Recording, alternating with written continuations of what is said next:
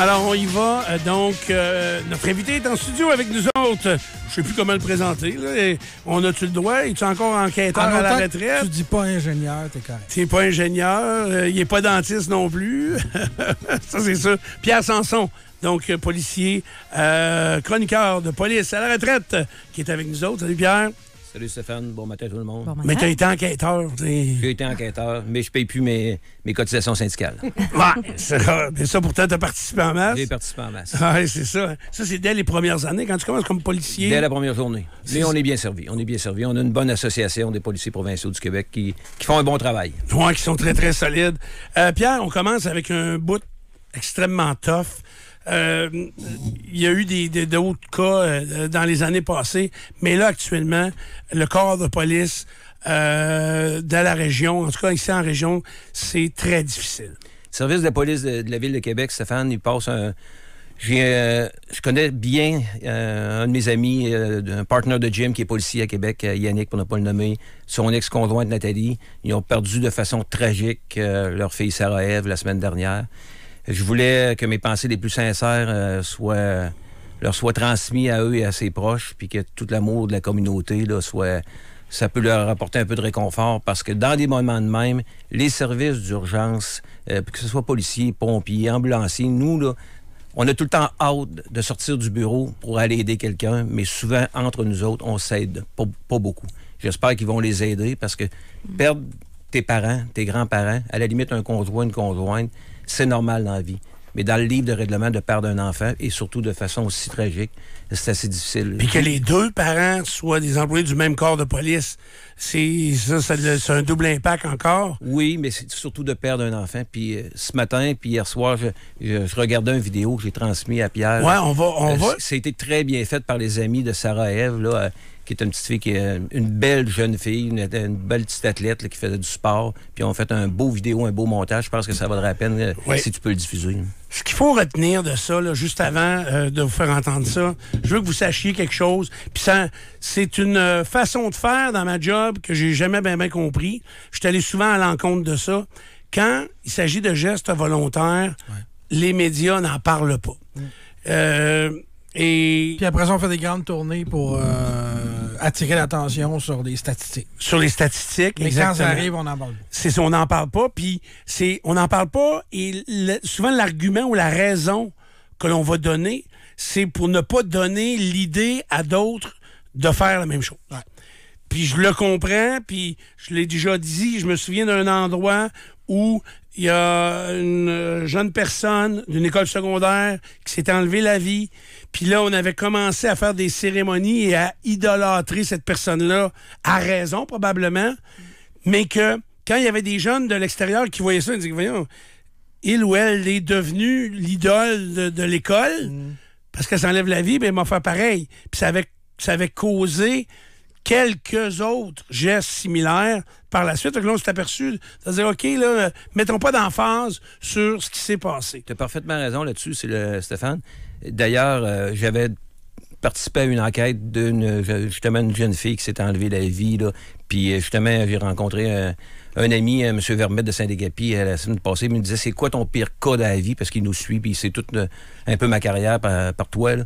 Puis je pense que ça a été le pire cas. D'aller voir une petite fille de 16 ans qui s'était enlevée la vie de cette façon-là, là, c'est d'un pire cas. Mais le vidéo que Pierre va présenter, c'est justement, ça fait appel aux jeunes justement de ne pas faire ça. Puis sur ta page, qui est suivie par beaucoup des dizaines de milliers de personnes, j'invite le monde à aller, je vais le voir partager. le vidéo. C'est très bien fait. Sur ma page fan, va être partagé d'ici la fin de l'émission. Soyez-en assurés. Donc, voici ce que les amis de la jeune fille qui est décédée jeudi passé, voici ce qu'ils ont publié. Donc, c'est la vidéo qui a été publiée au cours des derniers jours. Donc, suite à la disparition de cette jeune femme, de cette jeune fille de 14 ans. J'en parlais avec Marlon parce que moi, je l'ai su jeudi quand c'est arrivé. Puis là, encore là, je dis, on peut pas en parler, mais je trouve ça tragique. Puis c'est drôle. Mais de l'autre bord, tu sais, ma blonde qui a des enfants de cet âge-là, 13 et 15, on se dit, ben là, au contraire, on va en parler, on va essayer d'ouvrir la discussion puis de regarder tout ça, parce que écoute, c'est tragique, épouvantable, là. Et il faudrait être capable, comme société, d'éviter ce genre de situation-là. Alors, nos pensées avec Yannick et Nathalie, les parents. Les parents, donc. Et leurs amis. De la communauté de la police de Québec. D'ailleurs, parlant de la police de Québec, maintenant, allons vers complètement autre chose. Tu sais, c'est une belle job être police. On est fiers, hein, j'imagine, quand on nous donne notre insigne, puis notre gun, puis on devient officiellement policier.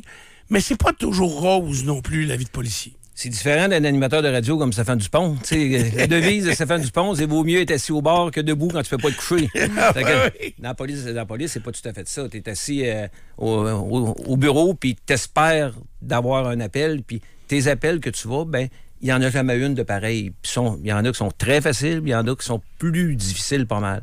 Puis quand tu es policier, que ce soit à la Ville de Québec ou peu importe dans l'endroit dans le monde, ben tu es toujours à risque parce que ton travail est évalué par les citoyens, des citoyens avec des cellulaires, des dizaines de personnes. Ensuite de ça, les médias, qui emmènent large vraiment dans ton évaluation de ton travail. Ensuite de ça, la discipline de ton corps de police, la déontologie policière et une enquête criminelle. Fait que l'horaire, moi j'ajouterais l'horaire. Vous avez des horaires, tu sais, surtout quand on commence comme policier, les horaires sont pas évidents. Je suis d'accord, mais infirmier, infirmière, il y a des horaires. Celui qui travaille dans une shop ont des horaires. Les horaires, tu as choisi ce métier-là, il faut faire avec. Mais par contre, d'être jugé par tout le monde, c'est ce qui fait que souvent les policiers ont quand même des bonnes conditions de Québec. On sait qu'en ce moment, au service de police de Québec, qui est un des plus gros corps de police au Québec, qui a eu la réputation, qui a encore la réputation d'être un des meilleurs corps de police parce que tout le monde voulait aller travailler à Québec. C'est une belle ville, Québec. Il y a beaucoup de travail, mais tu n'as pas encore tous les 1001 problèmes des grandes villes. Mais ils font en ce moment que le contrat de travail est échu depuis un certain temps. Ça va faire 2 ans, là. Là, il est en arbitrage. Juste te donner un exemple, un policier qui est là depuis à peu près 1 an gagne 22 de l'heure. Bon, 22 de l'heure, là, c'est pas gros là, pour quelqu'un qui part le matin avec une arme qui va être confronté au risque, à la mort peut-être presque tous les jours là, que ça peut arriver, là, et aussi au risque d'être jugé par tous ceux les identités que je t'ai nommées tantôt. Fait que c'est pas beaucoup. Et j'espère que le maire Marchand, avant d'être réélu, s'il est réélu, va régler ça. Ben là, c'est un arbitre qui a ça entre les mains, mais je pense qu'ils sont 29e sur 30 au niveau du salaire. Et ça fait aussi une chose, c'est que j'ai des amis que leurs enfants sont policiers, puis ils voulaient tout à la Ville de Québec, mais en ce moment, ils regardent le salaire, puis ils se disent, bon, on va aller ailleurs parce que, toi, les conditions de travail... Mais mettons, à la Sûreté du Québec, après 1 an, c'est combien? Ah, c'est beaucoup plus que ça. Puis il y a du temps supplémentaire qui s'ajoute à ça, mais c'est beaucoup plus que ça. Fait que sont vraiment... C'est sûr que là, le contrat vont se régler, mais en ce moment, ils perdent des bons candidats qui viennent pas. C'est nous autres, la Ville de Québec, on perd des bons candidats policiers ou policières qui viennent pas. Aussi, ça crée une ambiance. Tu sais, on parle des fois tu fais des parallèles... Parce que 22 piastres de l'heure, là... Je reviens à l'exemple qu'on voit parce qu'il l'affiche sur le bord du chemin à Saint-Anselme, chez Elk-d'Or. Il donne 25 et quelques pour un journalier. Puis là, t'es policier, t'es sorti avec une dette de 12 000 qui t'a coûté à Nicolette. Souvent, ils sont allés au CNDF, ça a coûté une quinzaine de mille par année. Là, ben, ça te prend un crachoir. Tu sais, avant, quand on était jeune, on s'achetait un crachoir à 1000 $, puis ça faisait à la fin, on était avec un bon système de son dedans, c'était correct. Là, ça, tu te trouves pas un crachoir à 1000 $, c'est 10 000 en montant. Mais le 12 000, Nicolet, là, parce que, bon, tu fais ta formation de policier, puis après ça, la dernière étape, c'est que tu as des semaines à faire à Nicolette. Ils payent ça de leur poche, les jeunes qui vont là? Oui. Puis ils n'ont aucune garantie d'emploi quand ils sont admis à Nicolet? Il y en a qui rentrent avec une garantie d'emploi, il faut qu'ils réussissent, mais il y en a qui rentrent tout simplement comme cégepien puis ils n'ont pas de garantie d'emploi. Fait que c'est un 12 000 $ que tu payes de tes poches, de ta formation, alors que quand tu commences, ben, c'est ce 12 000 $-là. C'est comme un peu tout le monde dans la vie.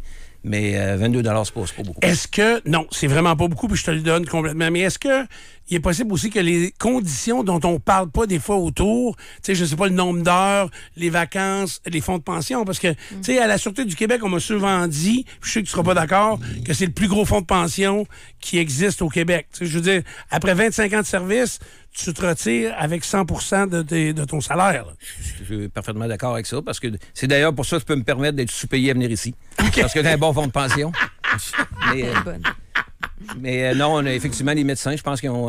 mais on est meilleur que l'Hydro-Québec encore, la Sûreté du Québec. Mais les municipalités, les services de la municipalité sont rendus aussi avec des très bons fonds de pension. Oui, il y a des très bonnes conditions, mais comme tu dis, ça vient avec le travail, l'horaire, etc. Il y a un niveau de risque aussi, puis ça, faut pas le négliger. Fait que, à régler, très dommage que ça traîne. Parce que, tu sais, là, je les vois, les policiers de Québec, avec le culotte de camouflage, ça, ils sont obligés de s'acheter ça eux-mêmes. C'est même pas l'uniforme fourni. Ils doivent pas triper un policier, peu importe l'endroit où il travaille, il va avoir un appel ce matin, là, ça peut être un avion qui tombe, ça peut être un tireur actif d'une école, ou une niaiserie aussi banale que ça peut être, puis te ramasser dans le trouble. Je vais te raconter une anecdote bien banale d'une journée d'un policier comme moi là, qui m'est déjà arrivé. En 2010, je suis chef d'équipe à Bellechasse. Je suis sur la route, puis quand je rentre au travail, on est au mois de juillet, il fait très beau. Je rentre au travail, et puis on le regarde toujours les événements qui s'est passés la veille, la nuit, pour se mettre un peu au parfum des derniers jours. Et je vois que le soir, sur le chiffre de soir, deux collègues, pour ne pas les nommer, Pee-Wee et Bill, je dirais pas le vrai nom. Pee-Wee, tu connais son fils Louis-David. OK. Fait que, ils ont eu un appel, ils cherchent un émeu. Il y a un émeu dans le village de Saint-Néré. Un émeu. Tu sais, je t'ai dit que j'avais peur des chats. Des oiseaux, j'aime pas même ça non plus. Surtout un émeu. C'est gros, un émeu. Oui. Ta grosseur avec des plumes. Oui. Mais sauve un grand coup. Fait que, là, je regarde qu'ils l'ont pas trouvé.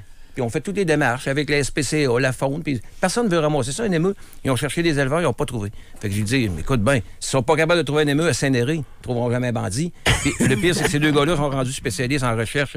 Fait que perds-toi pas dans le bois. Des chances que tu ne sois pas retrouvé. OK. Bref, le lendemain, moi, on reçoit l'appel pour l'émeu qui est encore dans le village de Saint-Néré. Là, je ne veux pas aller là. Moi, là, je suis chef d'équipe. J'essaie d'envoyer tout le monde, il n'y a personne de disponible. C'est moi qui dois y aller. Puis à Saint-Néré, dans ce temps-là, le maire du village, que tu as sûrement connu, Clément Vallière, qui fait beaucoup de la balle, peigné comme Donald Trump. Fait que j'arrive là, puis là, j'ai dit, écoute, c'est toi qui décides, parce que j'ai dit, mon boss, moi, il m'a dit, amène-moi pas ça dans les cellules. De toute façon, je n'ai pas essayé de l'amener dans les cellules non plus. Puis on n'a personne à le ramasser. Fait que je lui demande la permission. Si on le voit, on peut-tu le tirer? Il dit, ben, tu bon tireur? Lui, il savait pas que j'avais déjà tiré dans le zag à Mike Blass. Oui. Fait que je dis, oui, il est pas pire tireur. Puis surtout que c'est gros, un émeu. Effectivement, on le trouve, puis il est sur un stationnement d'une résidence à Saint-Néré dans le village. Fait que je m'enligne pour le tirer, puis le Clément, il est embarqué avec moi, le maire, tu sais. M'enligne, puis tire une première balle, il bouge pas partout. Le Clément me regarde, dit Jésus-Christ, on peut pas dire ça à la radio. Jésus-Christ, sans son, tu m'avais dit que t'étais bon tireur. Là, je regarde où les balles allaient, tu sais. J'en retire deux, je vois les plumes me lever un peu. Là, je commence à avoir chaud. Puis là, le mono commence à partir vers nous autres. On embarque les deux dans l'auto. Mais là, il y a du monde. Là, au mois de juillet, c'est les vacances. Le monde de Saint-Néré, ils ont le même sourire que toi. Ils rient. Mais personne ne vient nous aider pareil. Là. Finalement, le mono, il se met à tourner autour de nous autres. Pour faire une histoire courte, j'ai tiré à peu près 10-12 balles avant d'abattre le mono qu'il soit mort. Fait que là, faut que tu fasses un rapport. Le rapport, il est lu à Québec, puis des fois à Montréal, que tu as tiré 12 balles sur un mono. Là.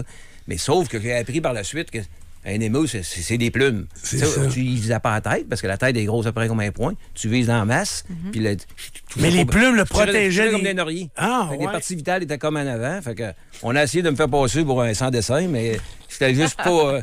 je connaissais pas l'anatomie d'un émeu. Mais c'est ça le genre de travail. Puis après ça, heureusement, à Saint-Néré, en 2010, les cellulaires, puis ces choses-là, le monde utilisait moins ça. Ils n'y ont pas pensé, parce que ça aurait fait le tour des réseaux sociaux. J'aurais eu l'air vraiment d'une guenille. Non, d'une teinte. Est-ce que ce que tu as dit d'important au début, c'est que tu as demandé à tes boss si parce qu'à cette heure, on peut pas te tirer n'importe où, n'importe comment, sur n'importe quoi.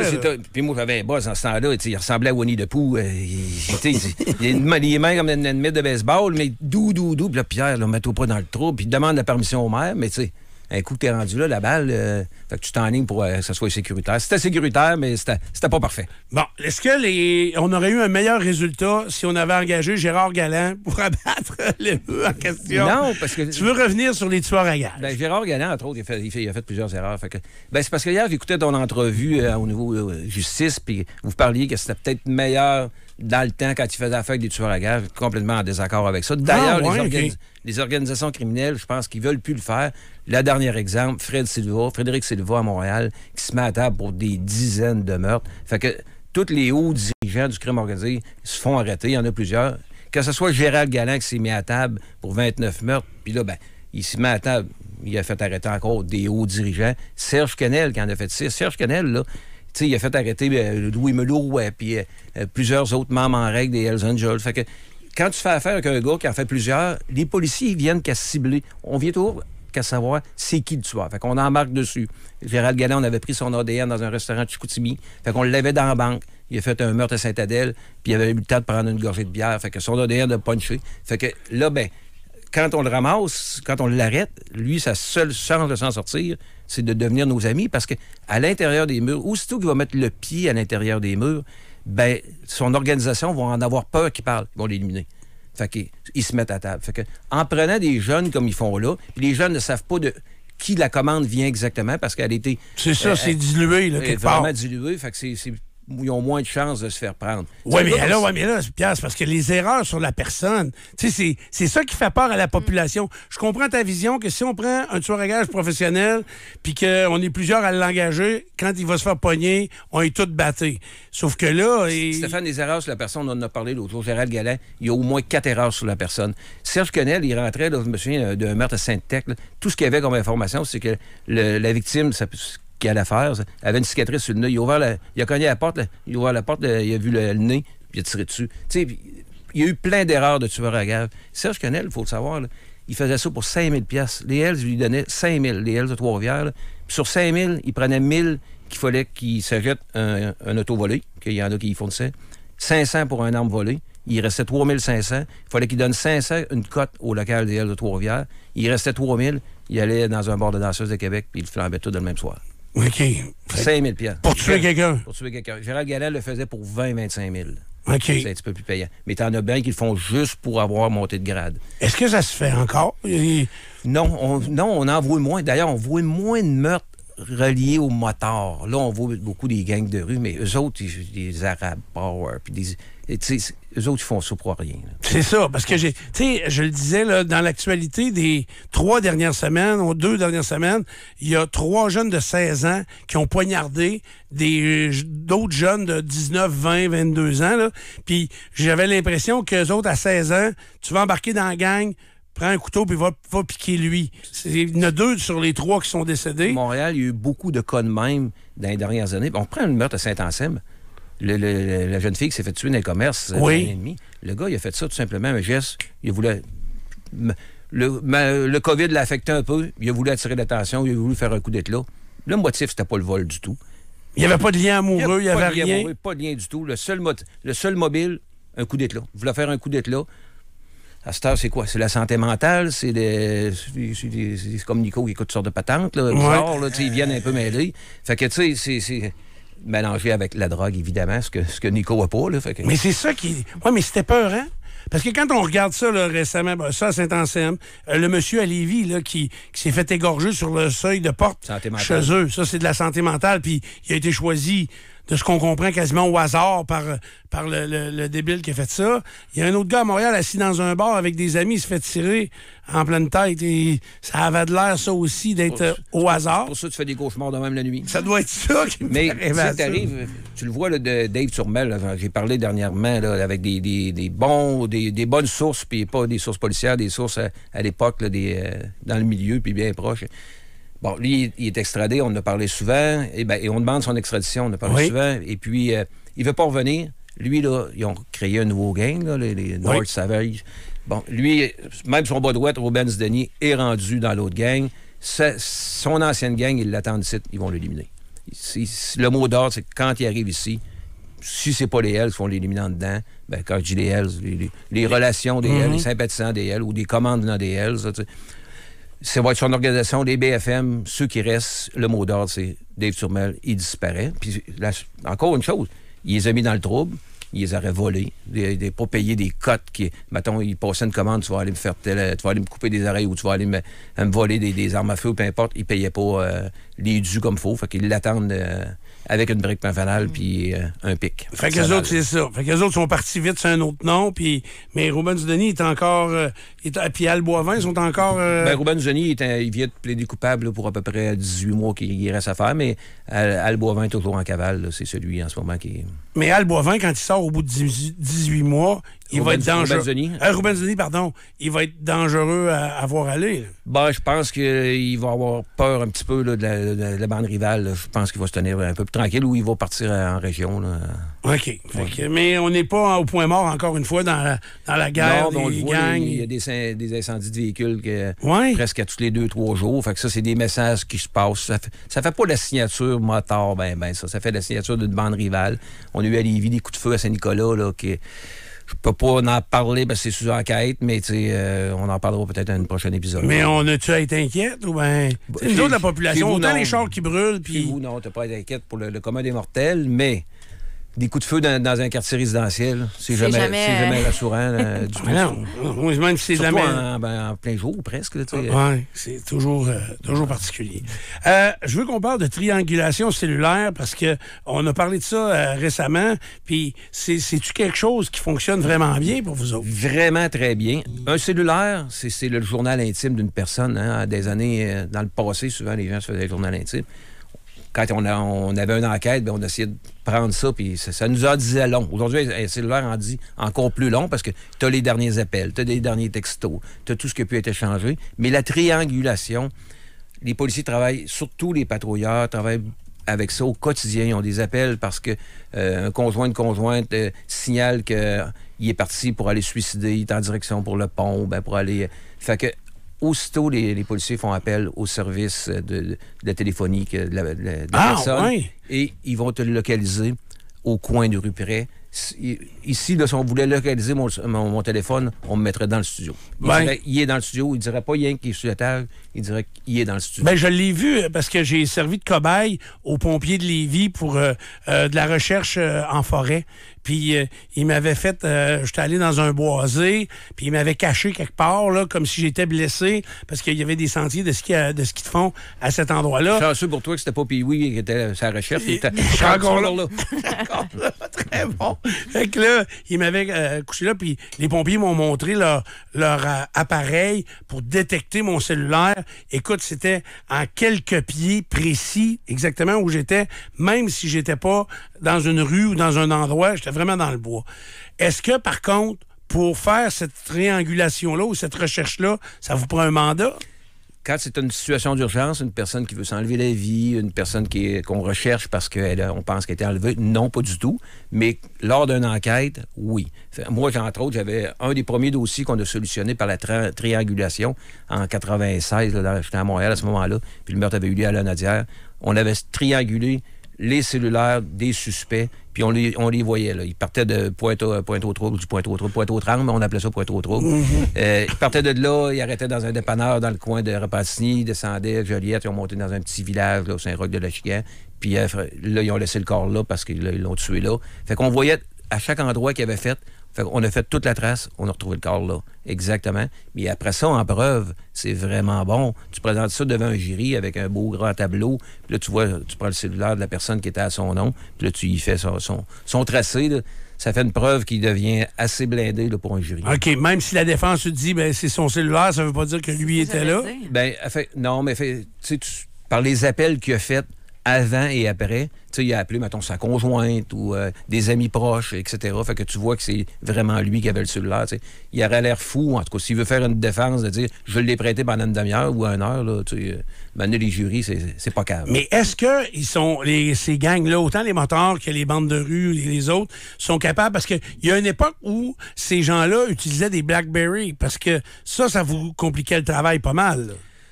Les iPhones compliquent le travail vraiment, plus que les BlackBerry. Mais c'est parce qu'à chaque fois qu'ils sortent un nouvel appareil cellulaire, c'est tout le temps de plus en plus sophistiqué, c'est de plus en plus compliqué. iPhone, je pense que c'est depuis, Nico sera peut-être meilleur que depuis 2011, que là, avant, on pouvait pas aller fouiller dans les cellulaires. On pouvait fouiller dans les cellulaires. En 2011, il y a eu un jugement aux États-Unis qu'on ne pouvait plus jouer dans les cellulaires iPhone. Apple avait gagné, ça je me rappelle. C'était pas... c'était suite la tuerie de San Bernardino. Oui. Donc en Californie. Puis là, on avait récupéré les cellulaires des auteurs, puis on voulait savoir si c'était un groupe criminalisé, des terroristes. Fait qu'on avait besoin d'ouvrir les cellulaires. Puis Apple voulait pas les faire ouvrir. Puis il avait gagné dans ça. Mais maintenant... pour une raison, un crime majeur, ils vont les ouvrir. Mais c'est long, parce que, tu sais, il y a tellement de crimes où ce qu'on voudrait avoir accès au cellulaire. Tu fais pas ouvrir un cellulaire pour un trafic de drogue banal. Là. Non, mais mettons là, que tu arrêtes un trafiquant de drogue, puis là, vous allez lui mettre les menottes, vous l'emmenez au poste, vous allez récupérer son ordi puis son cellulaire, ça, vous partez avec ça? Oui, on va lui saisir son cellulaire, mais c'est parce qu'il faut craquer son mot de passe. C'est ça. Oui, mais s'il sonne, tu réponds-tu? Ça dépend. Des fois, on va répondre des singeries un peu. Là. OK. Ou on pense que, mettons, si c'est un trafiquant, ben, on va répondre, on va dire, oui, tu as besoin de quelque chose, à quel endroit? On va essayer de tenir une conversation, là. Mais plus ou moins. Okay. Normalement, là, on le ferme, le cellulaire, pour garder la batterie, puis on va l'envoyer au technicien on va essayer de faire craquer. Mais le gars, il est menotté sur sa chaise. Là. À cette heure, avec le Face ID, tu sais, mais ça, t'as pas besoin de lui demander la permission, tu lui mets ça dans la face. Puis... il peut te faire 3-4 grimaces, tu peux avoir de la misère. Ça peut être long. Là. Ah ouais? Mais c'est parce qu'encore là, tu vas le rouvrir, puis il va refermer pas longtemps après. Tu peux pas... C'est pas la façon de faire. On va procéder de façon légale là, avec des mandats à ce moment-là. Mais les vrais bandits, là, quand tu es assis tout seul, puis, tu sais, je suis allé ici à la Sûreté du Québec, là, au crime majeur à Pierre-Bertrand, là, puis je suis allé dans la petite cellule, pas cellule, mais dans la salle d'interrogatoire. Tu sais, c'est pas grand, puis j'ai vu exactement comment ça marchait avec les caméras projetées dans une autre salle. Les criminels avec lesquels vous vous asseyez là, sont-tu baveux? Sont-tu plutôt... tu sais, ils savent que tu fais ta job, les autres font la leur, lui il fait la sienne. Est-ce que ça s'écœure-tu ou ça collabore? Non. 25 ans et moins sont baveux. 25 ans et plus sont corrects. 40 ans et plus sont respectueux. Ça joue un peu dans ça. Ensuite de ça, d'où ce qui deviennent. On voit un peu ceux qui écoutent Anti-Gang, là. On voit l'attitude, il y en a qui sont baveux. On voit les jeunes qui interviewent. C'est bien fait. Il y en a qui ont cette attitude-là. Tu vas rencontrer un membre en règle des Hells Angels. Il va, salut, ma date de naissance, c'est ça, on m'a dit de pas parler. Tu vas le faire sourire un peu s'il parle un peu des endroits qu'il fréquente, là, puis celle qui est sur le stage là, avec les gros poumons. Là. Tu y fais plier une lèvre, mais tu n'as pas de discussion vraiment avec elle. Tu ne le feras pas casser. Avec lui, non, pas du tout. Mais c'est respectueux, pas baveux du tout. C'est assez rare que les gens sont baveux parce qu'ils sont inquiets de ce qui va se passer. Ils ont hâte de savoir à quelle heure ils vont sortir, puis ils vont sortir par la porte d'en avant ou la porte d'en arrière. Fait que, normalement, c'est correct. C'est là que leur avocat va intervenir. Bon, ben Pierre, merci beaucoup. Puis, encore une fois, toutes nos pensées avec les gens de la police de Québec qui vivent actuellement un drame épouvantable. Et on se reparle dans 2 semaines. Au plaisir. Merci. Pierre Sanson, policier à la retraite. Nous, on s'arrête quelques instants.